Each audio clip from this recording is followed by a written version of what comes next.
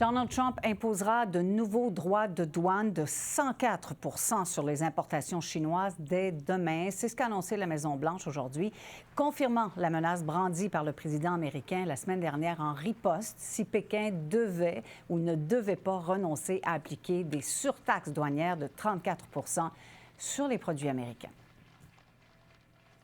Je m'entretiens avec Norma Kozaya, économiste en chef et vice-présidente à la recherche au Conseil du patronat du Québec. Bonsoir, Madame Kozaya. Bonsoir.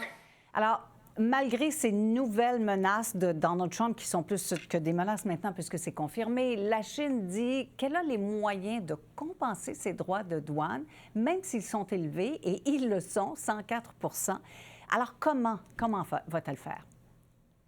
Oui, c'est difficile à dire. C'est clair que la Chine est la principale menace des États-Unis. Ça fait quelques années quand même.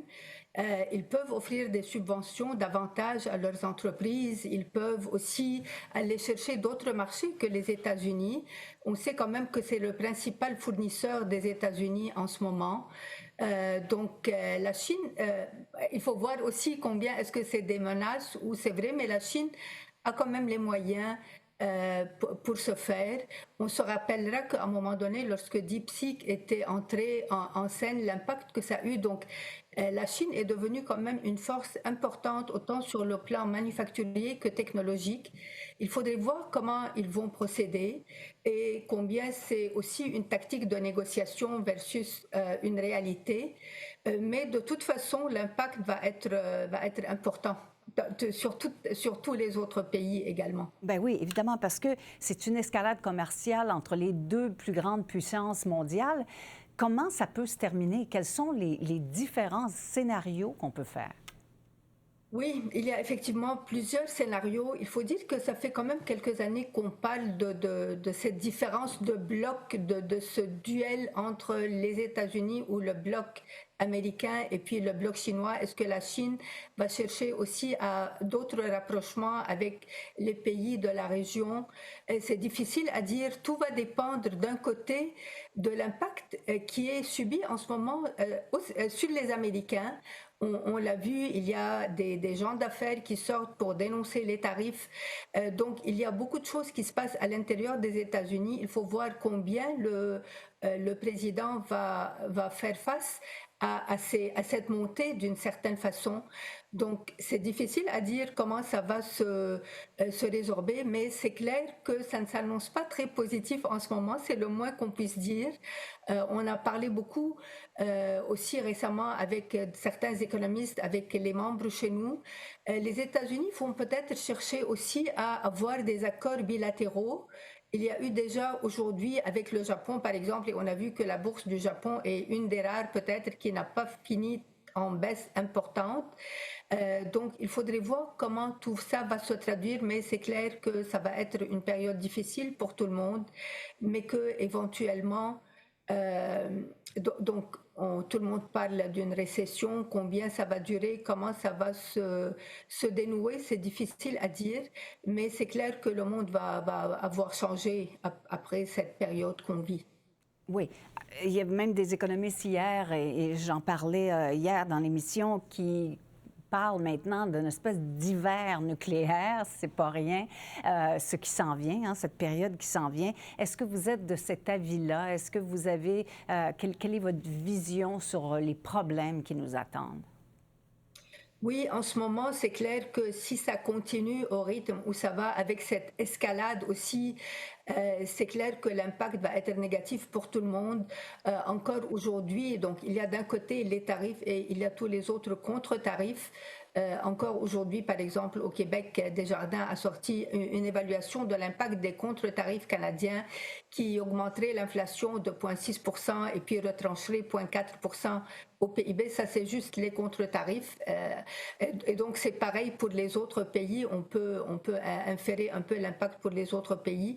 C'est clair qu'on va assister à une récession et en même temps une inflation. C'est ce qui est aussi très dommageable.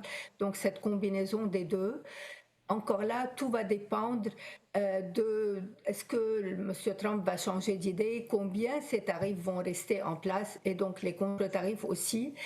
C'est clair qu'en même temps, il peut y avoir des opportunités si on veut voir un peu l'aspect positif. C'est clair que les pays, incluant le Canada, vont chercher à se diversifier, à se renforcer aussi à l'interne, à être plus productifs. Mais ce sont des choses qui prennent du temps aussi. Donc, selon ce qu'on voit, ça va être quand même une période difficile. Peut-être aussi le bon côté pour le Canada, en ce moment, si on peut parler d'un bon côté, c'est qu'on a vu que dans la dernière salve tarifaire, l'accord, l'ACEIUM en soi, continue d'avoir une certaine valeur. On sait que les tarifs appliqués au Canada ne s'appliquent pas aux produits qui sont conformes à l'ACEIUM. Donc cet accord-là, en ce moment, vaut aussi quelque chose. On va voir pour la suite des choses aussi, cette renégociation qui va arriver à un moment donné, comment elle va se dérouler. Mais dans l'intervalle, c'est clair que ça va être une période malheureusement assez difficile. Oui, et l'incertitude semble être la nouvelle normalité. On l'a vu avec les bourses aujourd'hui qui ont commencé en hausse, mais qui ont reculé en fin de journée. On exclut même ce qui s'est passé hier et avant-hier, où là, ça a été des chutes vertigineuses. Qu'est-ce qui risque de se passer à court terme et à moyen terme aux États-Unis? Parce que ça va être difficile pour les États-Unis aussi. Absolument, les Américains sont les premiers durement touchés. Encore aujourd'hui, il y avait une étude qui a évalué l'impact sur un Américain moyen c'est comme une taxe de $1 900 juste pour 2025. Donc, ces gens-là qui vont devoir payer plus cher tout ce qu'ils importent, or, on sait que ce sont de gros consommateurs, les Américains, tout va leur coûter plus cher et puis éventuellement les entreprises américaines qui reposent beaucoup sur les importations de pièces, de matériel de la Chine ou d'ailleurs vont être aussi durement touchées et donc vont aussi procéder à des mises à pied et à une réduction de la production parce qu'ils ne peuvent pas se tourner vers d'autres producteurs aux États-Unis. Ces producteurs-là n'existent pas et s'ils existent, c'est clair que les coûts sont beaucoup plus élevés que ce qu'ils peuvent avoir en ce moment ailleurs. Et c'est pas d'un jour au lendemain qu'il peut y avoir de nouvelles usines qui vont s'installer dans un État et qui vont pouvoir produire et fournir à la demande. Donc pour les Américains, c'est clairement de très mauvaises nouvelles, autant au niveau de l'inflation qu'au niveau de l'emploi. En terminant, Mme Kosayan, en 20 secondes, est-ce que vous imaginez une stabilisation des marchés à court terme?